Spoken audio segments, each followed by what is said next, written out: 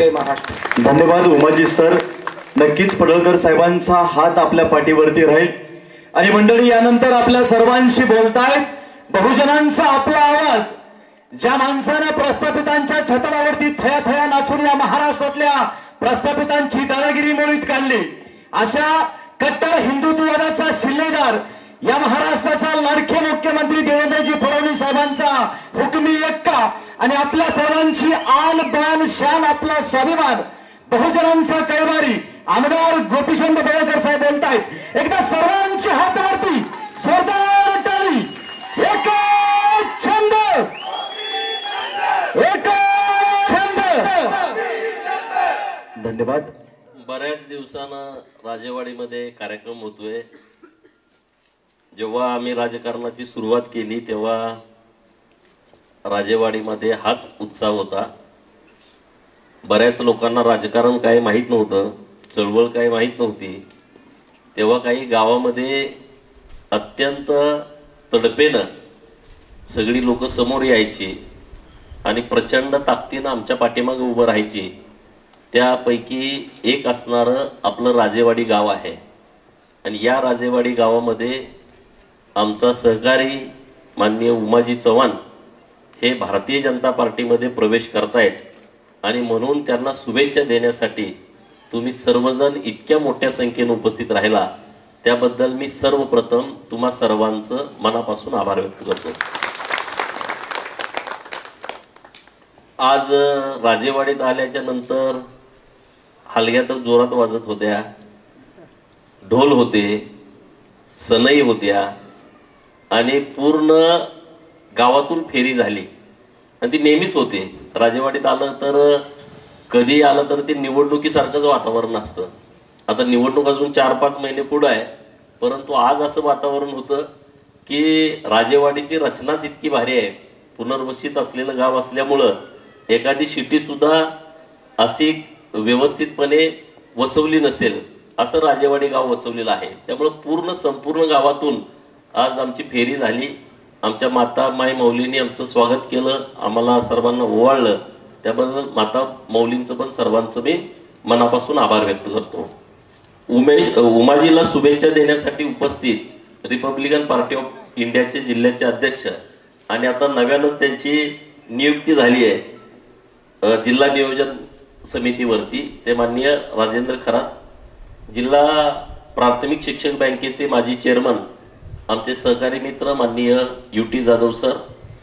आटपाडी भारतीय जनता पार्टीचे तालुक्याचे अध्यक्ष आणि मार्केट कमिटीचे सदस्य आणि मार्केट कमिटीवरती ज्यांचं अत्यंत बारकाईनं लक्ष आहे आणि सातत्यानं त्यांचे घोटाळे बाहेर काढतायत ते माननीय दादासाहेब हुबाले.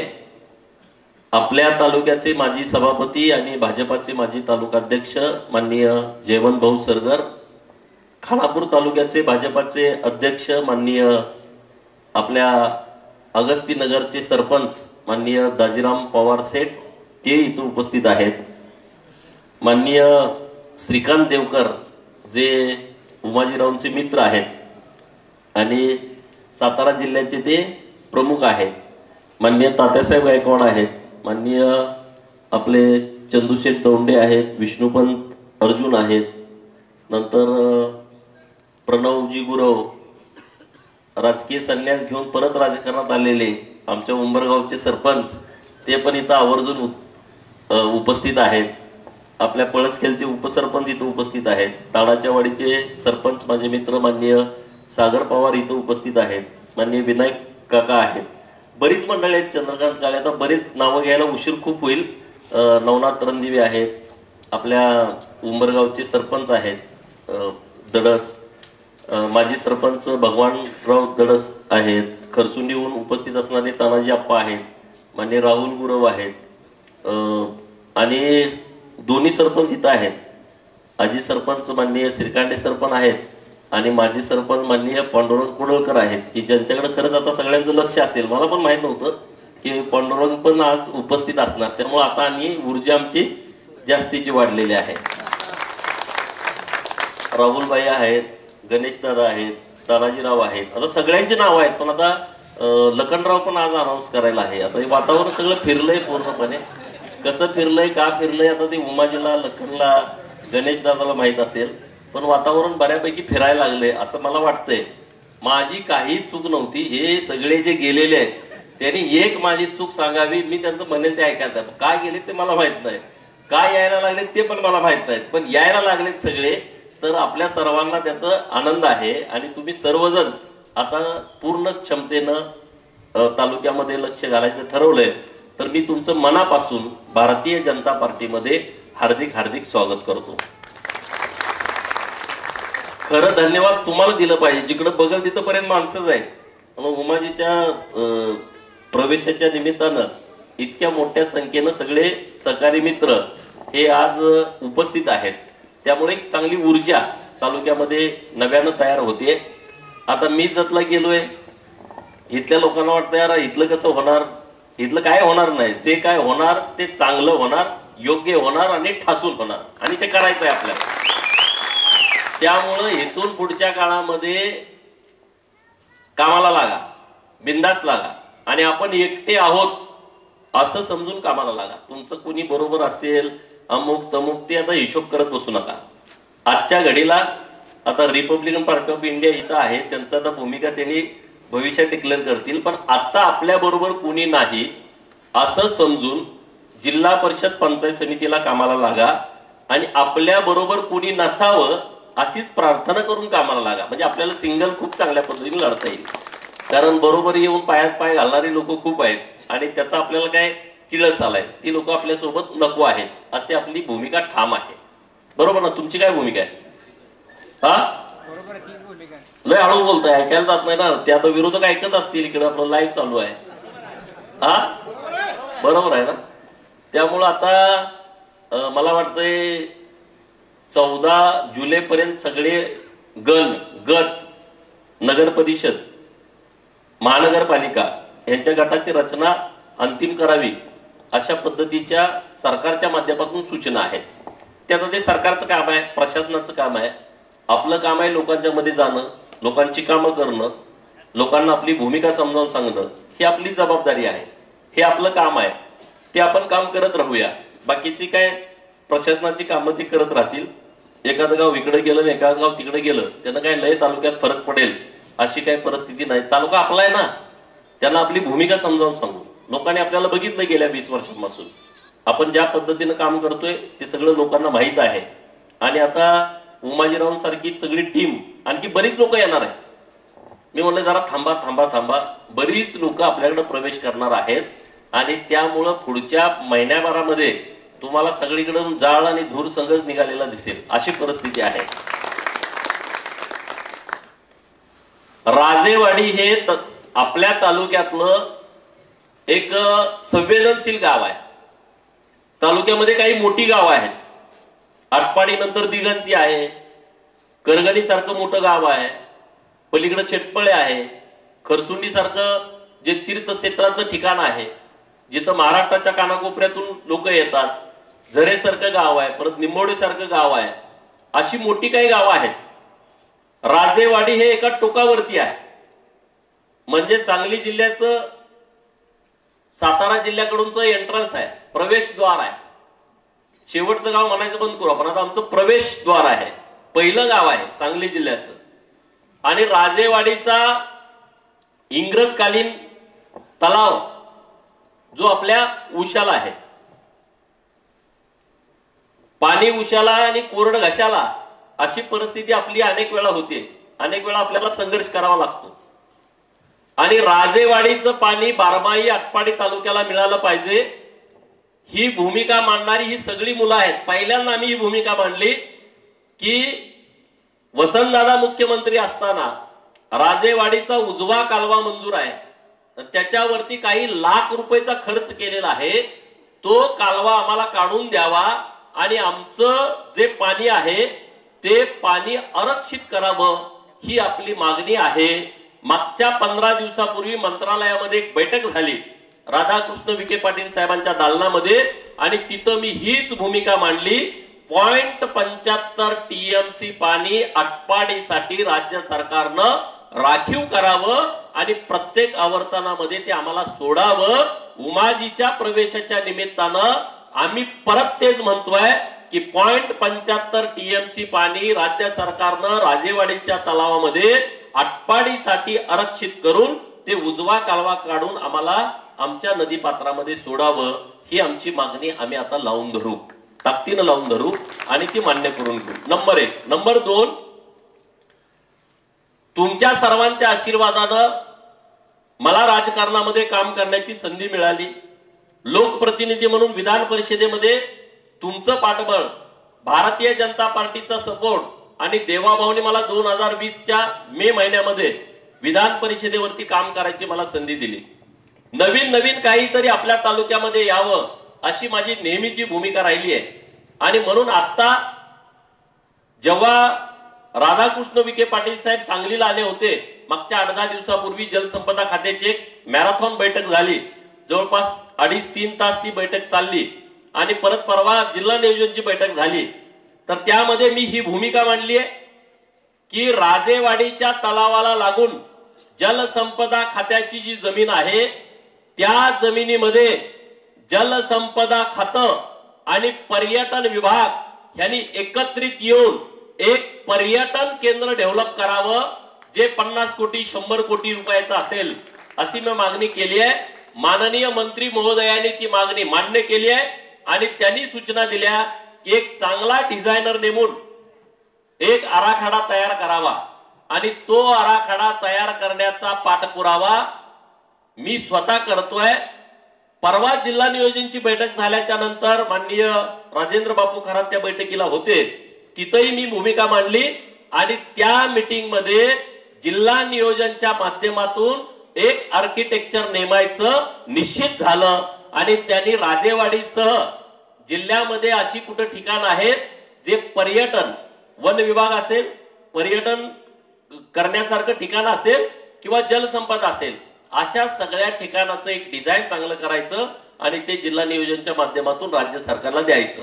तर माझा इंटरेस्ट हा आहे की मी एकदा तलाव भरल्याच्या नंतर, आपण सगळेच तिथं गेलो होतो तलाव भरल्याच्या नंतर, तर हजारो लोक तिथं होती, बरोबर ना? हजारो लोक तिथं राजेवाडीच्या तलावाच्या सांडीमध्ये पोहत होती. मग तेव्हा आम्हाला वाटलं अरे हजारो लोक जर पाणी भरल्याच्या नंतर येत आहे, आता तर राजेवाडी बारमाही होणार आहे, बारमाही झाल्याच्या नंतर एक चांगलं इथं सेंटर डेव्हलप होईल.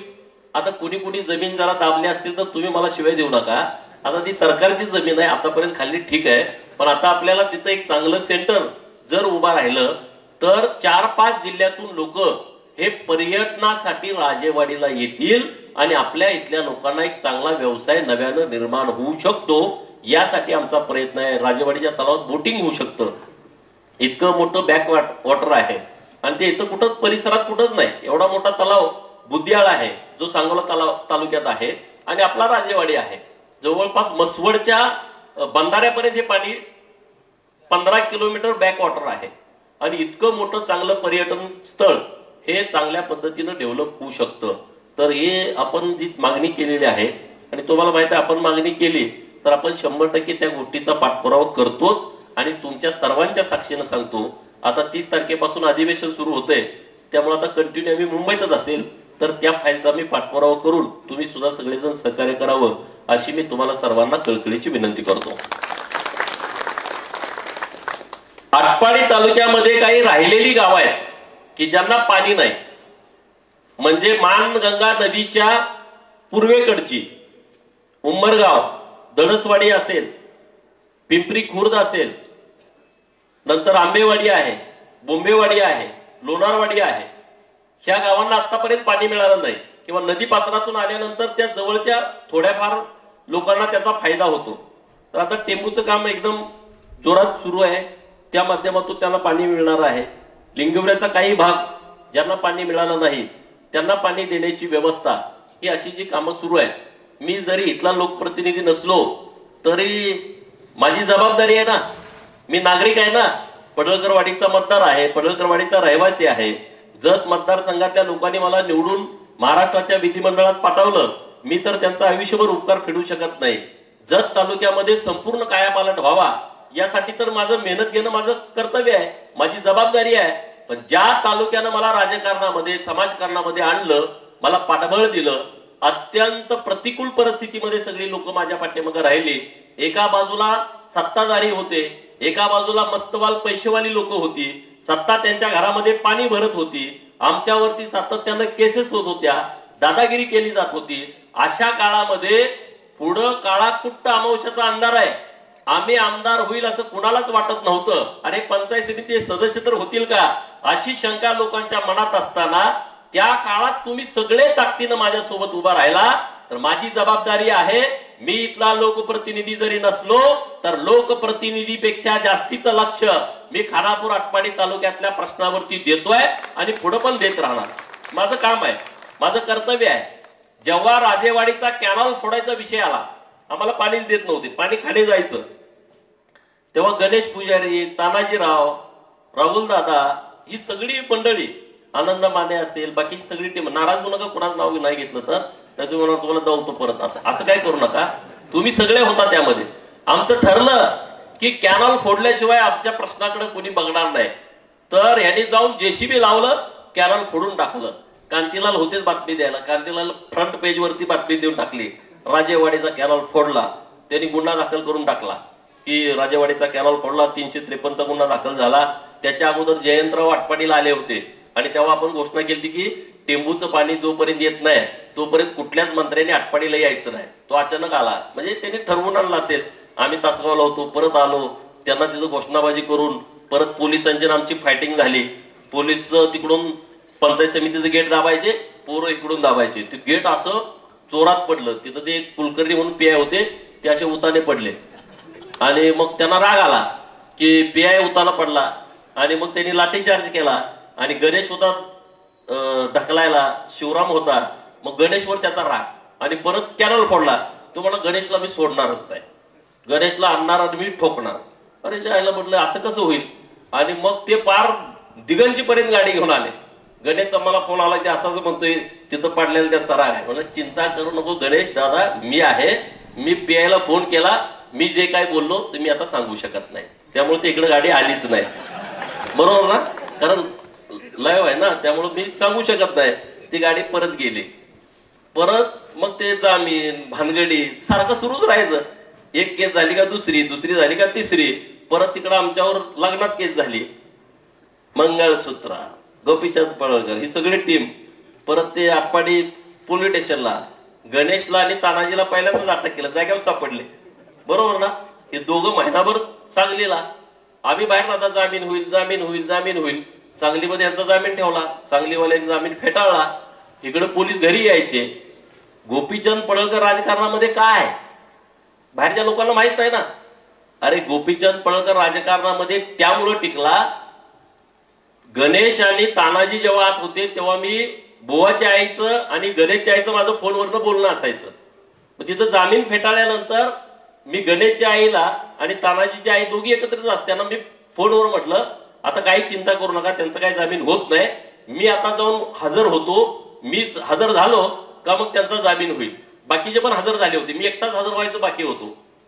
गणेशची आई काय म्हटले, गणेश महिनाभर नाही सुटला तर चालेल पण तुम्ही हजर होऊ नका. बघा हे वाक्य आहे त्यांचं की गणेश आणि तानाजी नाही सुटला महिनाभर चालेल पण तुम्ही हजर होऊ नका. अरे अशी सगळी आशीर्वाद देणारी मंडळी होती, म्हणून आज गोपीचंद इथं उभा आहे. हे विरोधक म्हणून तुमचं हे करतो तुमचं ते करतो, तुम्ही आता माझी काय वाकडी करणार आहे, काही करू शकत नाही तुम्ही. इतकी आशीर्वाद देणारी लोक माझ्या सोबत आहेत. मध्ये ते गेले मला सोडून, काय गेले काय मला माहित नाही, पण आज सगळी परत माझ्या सोबत आलेले आहेत. आम्ही ताकदीनं सगळेजण पुढे जाऊ. अजून कोण राहिले त्यांनाही माझं आव्हान आहे, काय चुकलं असेल तर सोडून द्या, सगळे परत या, ह्यांचा टांगा पलटी करून टाकू, ह्यांना टाईट करून टाकू. ह्यांचं दुकान सगळं चाललंय आमच्या कार्यकर्त्यांच्या वरतीच चाललंय, त्यांना पुढं करतेत पुढं करतेत पुढं करतेत. तर आमचा काही विषय नाही, आम्ही काय टोकाचे कुठं काही वाद केलेला नाही, आम्ही कुणाचं नुकसान केलेलं नाही, आम्ही कुणाला अडचणीत आणण्याचा प्रयत्न केला नाही. मी माझ्या कामात आहे कंटिन्यू रात्रंदिवस, आम्हाला वेळ पण नाही कुणाचं वाईट करण्याचं विचार पण आमच्या मनात येत नाही. पण असं जे पूर्ण तालुक्यामध्ये जे आता जे सगळं वातावरण आहे ते वातावरण पूर्णपणे हे आपल्या बाजूचं आहे. आणि मी तुम्हाला काही ओव्हर बोलतोय अशातला विषय नाही. बघा तुम्ही एकदा रणांगण लागू द्या, एकदा मैदान लागू द्या, फक्त तुम्हाला थांबा म्हणल्यानंतर थांबा, तेवढं सगळेच उभा करता येणार नाहीत आपल्याला. ज्यांना कुणाला तिकीट मिळेल त्यांनी जर ताकदीनं लढलं तर आपण व्यवस्थितपणे सगळेजण पुढे जाऊ शकतो. आता उमाजी एकदम सामान्य कुटुंबातला मुलगा आहे, राजेवाडी हे 18 पगड जातीचं गाव आहे आणि इतकं आदर्श गाव आहे. बहुजनांची चळवळ काय असावी हे राजेवाडीतच शिकायला मिळतं, दुसऱ्या कुठल्या गावात शिकायला मिळत नाही. राजेवाडीत इतक्या वैचारिक लोक आहेत. आता वडार समाजाची इथं लोक आहेत, रात्रंदिवस मेहनत करतात, पण त्यांना राजकारण काय करायचं कळतं. इतकं त्यांना टॅलेंट आहे, इतकं त्यांच्याकडं या सगळ्या विषयाची बुद्धिमत्ता आहे. हे गावच असं एक वेगळ्या पद्धतीचं आहे आणि त्यामुळं तालुक्याचं राजकारण पूर्णपणे बदलवायची, त्याला दिशा देण्याची शक्ती वैचारिक दृष्ट्या कशी असावी ते राजेवाडीच्या गावातल्या लोकांच्याकडून इतर गावातल्या लोकांनी शिकण्याची आवश्यकता आहे, असं माझं प्रामाणिक मत आहे. आणि त्यामुळं राजेवाडी हे गाव पहिल्यापासून हे आमच्या सोबत आहे, आमच्या विचारांना आमच्या सोबत आहे. तर सर्व बाकीची जी लोक आहेत त्यांनाही माझी विनंती आहे की जे काही विकासाचं काम आम्हाला पुढे करायचं आहे त्या दृष्टिकोनातून तुम्ही सर्वांनी आमच्या सोबत राहावं ही आमची प्रामाणिक इच्छा आहे आणि गावातल्या सगळ्या लोकांना विनंती देखील आहे की तुम्ही आमच्या बरोबर राहावं. आता परवा दिगंजीला प्रकार घडला. दिगंजीमध्ये ते सरकारी जागेमध्ये 400-500 घरं लोकांनी बांधलेली आहेत. जवळपास 50-53 घरं, माझ्यापेक्षा नवनाथला जास्तीच माहीत असेल, प्रणवदादा इथं आहेत. 50-60 घरं ही घरकुल मंजूर आहेत. सरकारनं पैसे दिले, सरकारच्या पैशावरती घरं बांधले. कुणीतरी लोक हायकोर्टात गेली, हायकोर्टाचा आदेश आला घरं पाडून टाका. अरे आता पावसाळ्यात लोक जाणार कुठं? तिथं JCB, पोकलँड, प्रांत साहेब, तहसीलदार साहेब, PI साहेब, पिंजरा गाड्या, मोठे पोलीस आणि म्हणले घरे पाडायचं आहे. आणि म्हणलं असं करू नका. सगळी लोक तिथं रस्त्यावरती आली, लोक पुढे येऊन उभा राहिली. मी स्वतः परत त्यांच्याशी बोललो, असं करू नका. ते म्हणजे आम्हाला कोर्टात 3-4 महिन्याच्या आतमध्ये द्यायचं आहे, ती मुदत संपते 2-3 दिवसानंतर. परत माननीय मुख्यमंत्री महोदयांना जाऊन भेटलो, त्यांच्याकडून कलेक्टर साहेबांना त्यांनी सूचना दिल्या की सुप्रीम कोर्टाचा आदेश आहे, पावसाळ्यामध्ये घर पाडता येत नाही आणि माननीय CM साहेबांच्या एका फोनमुळं ती सगळी कारवाई पूर्णपणे थांबली. परंतु आता आपली जबाबदारी आहे की काही ना काही मार्ग काढून त्या लोकांना घरं तिथं आता बांधलेली आहेत, तर ती घरं तिथं राहिली पाहिजेत लोकांना. कारण माणूस आयुष्यात एकदाच घर बांधतो, दुसऱ्यानं घर बांधणं होत नाही. कुणी कुणी 2दा घरं बांधली तिथं आहेत का? 2 घरं बांधली, 3 घरं बांधली, 4 घरं बांधली, नाही. आपल्याला ते होत नाही, शक्य नाही. आपण आपल्या आयुष्यामध्ये एकच घर कसं तरी बांधतो आणि ते जर घर कुणी पाडलं, नेस्तनाबूत केलं, तर आपण त्या लोकांना काही मदत करू शकत नाही. तर ही असे जे प्रश्न आहेत ते सगळे प्रश्न घेऊन आपल्याला पुढे जाण्याची आवश्यकता आहे. आणि त्यामुळं सर्व लोकांच्या कुणाच्याही काही अडचणी असल्या नक्की तुम्ही सांगा आम्हाला. आता आपलं भारतीय जनता पार्टीचं आटपाडीमध्ये कार्यालय पुढच्या 8-10 दिवसामध्ये त्याचं उद्घाटन होणार आहे. आपले दादासाहेब उबाले, जरा उभं राहा, लोकांना माहित होत्या. म्हणजे हे दादासाहेब उबाले तडवल्याचे आहेत, माजी सरपंच आहेत, आता आपल्या मार्केट कमिटीचे डायरेक्टर आहेत. मार्केट कमिटीवाल्यांनी 1 कोटी रुपयाचा घोळ केला पेट्रोलमध्ये. कुठं? दिगंजीच्या. तुम्ही जाता येतात, तुम्हाला माहित आहे. रोज गाडीत तेल टाकायचं, 5000 रोख घ्यायची, खर्चायला जायचं. ते आता नंतर विषय घ्यायचे आहेत, आता लगेच रान तापवायला नको. तर ह्याने हे सगळं काढलं, हायकोर्टात गेले, हायकोर्टानं त्यांना स्टे देऊन टाकला त्यांच्या नोकर भरतीला. 4 नोकर भरायचे होते, ह्यांनी पैसे आधीच घेऊन टाकले, कोणाकोणाला भरायचे. तर ह्यांनी ते सगळं निदर्शनाला आणून दिलं, कोर्टानं स्टे दिलाय. आता त्या पेट्रोल पंपामध्ये 1 कोटी रुपयाचा घोळ झालाय. असे सगळे विषय ते आता बाहेर काढतायत. जयवंतरावनी अगोदर चांगल्या पद्धतीनं भाजपाचं तालुकाध्यक्ष म्हणून काम केलं होतं. त्याच्या अगोदर प्रभाकर पुजारी साहेब होते, त्यांनी तिथं भाजपाचं काम चांगल्या पद्धतीने केलं होतं. तर एक चांगली तरुणांची फळी, चांगली टीम ही आपल्या सोबत आता काम करते. आपण सगळेजण पुढे जाऊ. उमाजीराव आता आलेले आहेत, मागणं आता कोण कोण येणार आहेत तुम्हाला माहित. आता ते काय माझी त्याची अजून चर्चा झाली नाही. तर जे कोणी येणार आहेत त्या सगळ्यांचं स्वागत आपल्याला करायचं आहे, सगळ्यांना आपल्याला पार्टीमध्ये घ्यायचं आहे आणि जिथं जिथं कुठं संधी आहे तिथं तिथं सर्वांना आपल्याला संधी द्यायची आहे. तुम्ही जी एक गोष्ट बोलला अत्यंत महत्वाची, मी सर्वप्रथम राजेवाडीकरांचं मनापासून आभार व्यक्त करतो की बहिर्जी राजांच्या नावानं चौकाचं नामकरण केलं, त्याबद्दल मी तुम्हा सर्वांचं मनापासून आभार व्यक्त करतो. आणि मला वाटतंय आपल्या या परिसरातला पहिलाच चौक असेल की जो बहिर्जी राजांच्या नावानं आहे. बहिर्जी राजांचं खूप मोठं काम आहे, परंतु त्यांना दाबून ठेवलं, त्यांना कोणी बाहेरच काढलं नाही. आता मी 30 कोटीचा आराखडा तयार केलाय, आता 3 कोटी टेंडरवर आहे. या 8-15 दिवसामध्ये ते टेंडर होऊ शकतं. राहिलेले पैसे सुद्धा आम्ही आणणार आहे, कारण तो माझा विषय नाही, देवाभाऊनी स्वतः तो विषय हातामध्ये घेतलेला आहे. आणि त्यामुळं महाराष्ट्रात कुणाचंही नसेल असं देखणं स्मारक हे बहिर्जी राजांचं बानूरगडवरती होणार, त्यामध्ये कुणाच्याही मनामध्ये कसली शंका असण्याचं कारण नाही. आणि तो आपल्या अस्मितेचा विषय आहे, तो आपल्यासाठी खूप महत्वाचा विषय आहे, बहिर्जी राजांचा विषय. राजे उमाजी नायकांच्या बद्दल उमाजी बोलले की उमाजी राजेंचा इतिहास तो आपल्या सर्वांना माहित आहे की उमाजी राजे पहिल्यांदा इंग्रजांच्या विरोधामध्ये त्यांनी बंड केलं, इंग्रजांच्या विरोधामध्ये लढले आणि इंग्रजांच्या विरोधामध्ये लढण्यामुळं देशामध्ये फासावरती जाणारा हा पहिला आपला राजा आहे, ते राजे उमाजी नाईक आहेत. आणि छत्रपती शिवाजी महाराजांच्या नंतर संभाजी महाराजांचा एक राज्याभिषेक झाला, राजे उमाजी नाईकांचा राज्याभिषेक झाला आणि महाराजा तालुक्यामध्ये त्यांना काही जबाबदारी द्यायची नक्की केलेली आहे पार्टीमध्ये. आलाय बाकीच्यांना सगळ्यांना बोलून घ्या, त्यांना पण घेऊन आपण सगळेजण तालुक्यामध्ये आपल्याला किमान 20,000 एकरामध्ये, म्हणजे राजस्थान मध्ये वाळवंट आहे, आपल्याला वाढायला नको. 4 पैसे आल्यानंतर लोक फार आम्ही कोणीतरी अरे मेंढक्याला सुद्धा आता त्याचं माडग्याला बकर 50,000 जाते, पैशाला कोण खाते? तुम्ही बघताय आटपाडीच्या बाजारामध्ये काय परिस्थिती आहे. कुणाकुणाला माडग्याला मेंढ्या आहेत, आमच्याकडे मेंढ्या आहेत त्याची 1-1 लाख रुपये किंमत आहे म्हणणे. सगळ्याकडे ही परिस्थिती आहे. आता ती परिस्थिती बदलली आणि त्यामुळं आम्ही पैशावर काहीतरी करू, आम्ही दादागिरी करू, आम्ही सत्तेचा वापर करून आम्ही काय, आता सत्तेत मी पण आहे ना, आता काय वापर करणार? कोणी काही करू शकत नाही तुम्ही. पण जे काय तुम्ही मागं केलंय त्याचा हिशोब योग्य वेळ आल्यानंतर होणार. त्या योग्य वेळेची वाट गोपीचंद पळकर बघतोय, हे त्यांनी लक्षात ठेवावं. ज्यांनी मला बदनाम करायचं, माझ्या खोट्या केसेस टाकायचं, मंगळसूत्र चोरी सारख्या केसेस, अरे सगळा हिशोब होईल, योग्य होईल. हिशोब असा होईल की परत त्याला उत्तर असणार नाही, अशा पद्धतीचा हिशोब होईल. त्या वेळेची वाट तुम्ही बघा, एवढंच मला विरोधकांना सांगायचं आहे. परत एकदा तुम्ही जरी काही मागणी आमच्याकडे केली नसली तरी तुम्हाला योग्य सन्मान मिळेल अशा पद्धतीचं आम्ही तुम्हाला स्थान देऊ. पांडुरंग कोडोलकर सरपंच इथं उपस्थित आहेत. कारखान्याचा सोडून द्या, कारखान्यावाले बेकारचोट लोक आहेत आणि त्यांना टाईट करा तुम्ही. मी तुमच्या बाजूने उभा राहतो, तुमच्यामुळे तो वाचलाय कारखानावाला, 1 नंबरचा तो. अरे त्याला वाटतंय मी अरे तुला कुत्र कोण खातंय इथं लय आम्ही घासल्या तेव्हा आम्ही राजकारणात थोडं, त्याला वाटतंय माझा कारखाना आहे म्हणून. अरे तुला चहा सुद्धा पाजणार नाही इकडं, तुझे 100-200 कोटी तिकडे असतील तुझ्याकडे कोण कारखान्याकडं. पण पांडुरंगला माझी विनंती आहे की तुम्ही त्याला टाईट करा आणि टाईट करताना स्क्रूड्रायव्हर माझा वापरा.